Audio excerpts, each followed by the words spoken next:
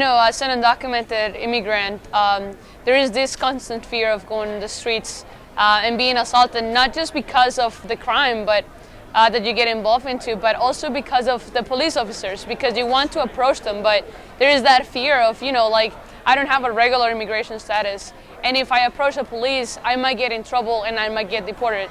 So many of our families feel this insecurity that they cannot even talk with the people who are supposed to keep us safe in our communities. If a police officer stops you and you're undocumented, it's that fear. It's not just that they are stopping you because of your skin color, but you know that you cannot even give them a reason because you can get deported.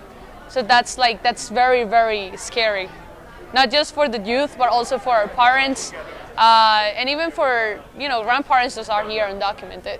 So in New York City, there is something that the mayor rejected, what is called secure communities. Secure communities is to protect the community, but what it really stands for is that if you look undocumented, meaning that is another way of institutionalized racism, it will stop you. The police officers have the right to stop you and ask you for papers just because of looking undocumented. So in New York City, we don't have this. And this means that when you go to jail or when you are detained for a couple of hours, they won't call eyes on you.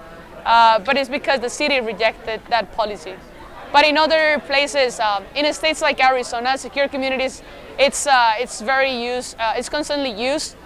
So many people are being deported just by getting a ticket for not having a light in their cars. But just because of this small thing, they ended up deported. What happened in Arizona is that when Sensenbrenner passed this law saying that if you look like you are an immigrant from South America or from Central America, you are going to be stopped and asked for documentation, which is very similar to stop and frisk here in New York City.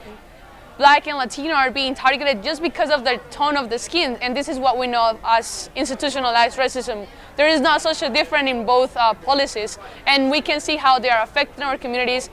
They are taking our youth out of the school, disencouraging them to having a good life because they think that they are not good enough just because they are being targeted all the time. And also they are harming our undocumented community because they are being sent back, losing a huge potential of these undocumented youth and from these hardworking families.